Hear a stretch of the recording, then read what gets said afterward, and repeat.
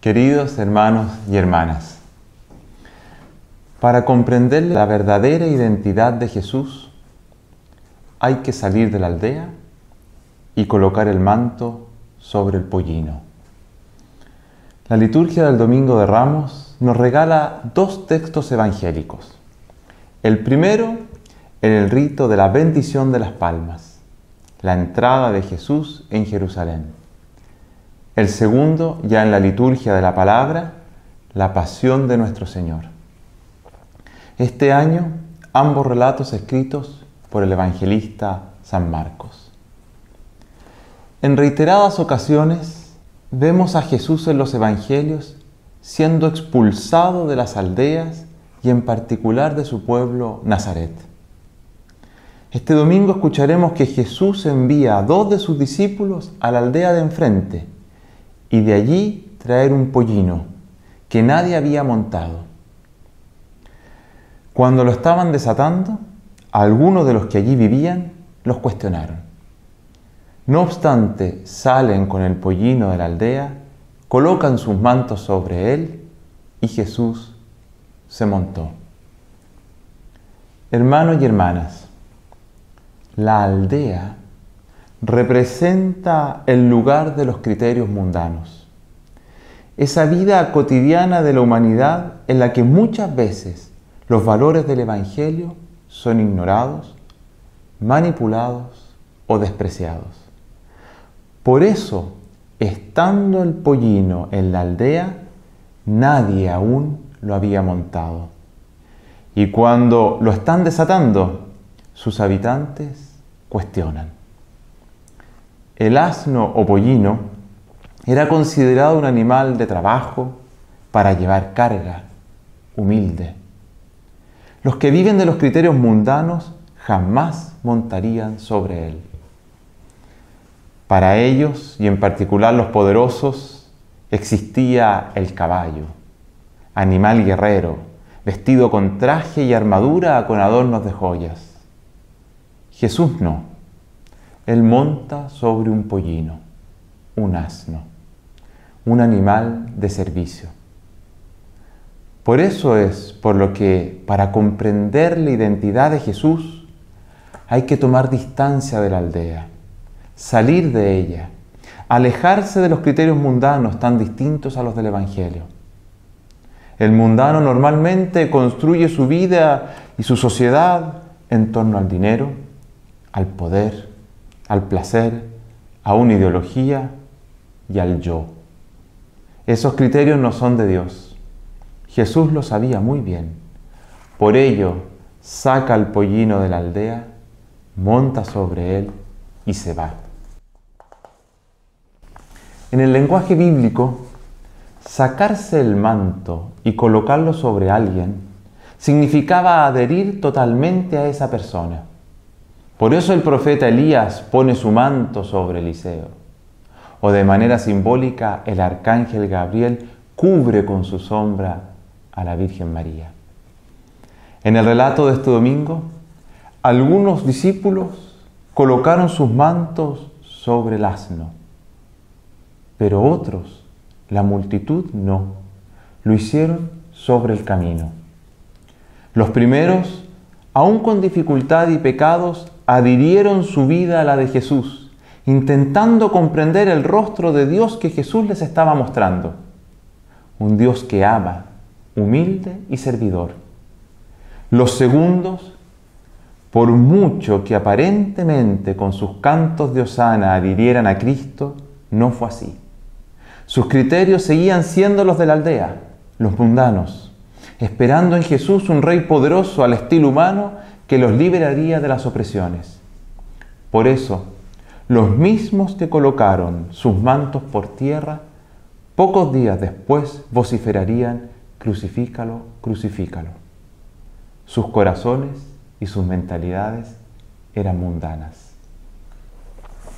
¿Cómo es la identidad de Dios que nos revela el relato de la pasión que tanto nos conmueve, pero que al mismo tiempo tantos no logran comprender, o si lo comprenden, les es indiferente, o lo rechazan? Marcos en su texto nos muestra un Dios humano, silencioso, abandonado y victorioso. Humano. ¿Cuánto nos cuesta ver un Dios humano? No superhombre, sino humano. Empezó a sentir espanto y angustia, les dice. Mi alma está triste hasta la muerte. Así lo describe Marcos en el Huerto de los Olivos. Cristo nos muestra un Dios que solidarizó en todo con nosotros, que conoce el espanto, la angustia, la fragilidad, el miedo, el dolor. No evita nada de eso, sino que lo transforma con su amor y los hace camino de donación, germen de vida nueva. Dios en Jesús no se presenta con superpoderes. De hecho, cuando realizó milagros, todos se preguntaban, ¿quién es este? En cambio, en la cruz, en el culmen del dolor humano, ya nadie se preguntó, sino que simplemente el centurión afirmó, verdaderamente este era Hijo de Dios. Silencioso. De todos los relatos de la pasión de Cristo, este de Marcos es el que lo presenta más silencioso. Calla ante el beso traidor de Judas, calla ante el sumo sacerdote, calla ante Pilato. Solo dos escuetas frases. Es el silencio noble de Dios. Es el silencio amoroso de alguien que sabe, ha vencido y no quiere humillar al perdedor. El silencio de Dios es tan distinto a los silencios cómplices. Tristemente, los seres humanos a veces callamos ante situaciones abusivas. Los labios cerrados de Jesús son todo lo contrario. Son la denuncia más potente de las injusticias humanas y al mismo tiempo es la nobleza de un Dios que guarda silencio porque sabe que ha vencido. Confía en la fuerza del amor y más que hablar o gritar, sabe que la humanidad necesita que la amen. Abandonado. La pasión de este domingo nos presenta a Jesús solo, viviendo la experiencia del abandono. El grito, Dios mío, ¿por qué me has abandonado?, grafica a Dios, como diría el Papa Francisco, yendo a las periferias del descartado, a la soledad de aquel que ya no cuenta no solo socialmente para los poderosos o para los sistemas económicos, sino ni para su propia familia. Jesús sintió el vacío del abandono total. Ver a Dios sintiéndose abandonado de Dios es el abrazo de la humanidad de Jesús a nuestra humanidad y es la paradoja divina enseñándonos el camino de la fe. A veces es necesario sentir la angustia de la soledad para saber que nunca se está solo. Victorioso.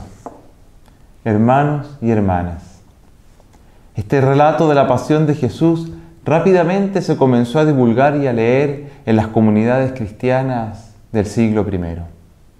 Pero no para llorar una desolación por un Dios muerto, sino para recordar y hacer presente al Dios vivo.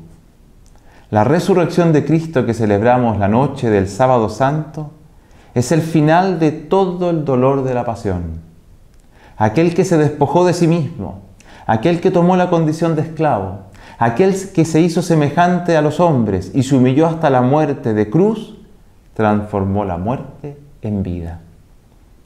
Semana Santa no es lamentarse por las llagas de Jesús, sino el celebrar que en esas llagas gloriosas, las nuestras y las de la humanidad fueron sanadas y redimidas. Feliz y bendecida Semana Santa. Amén.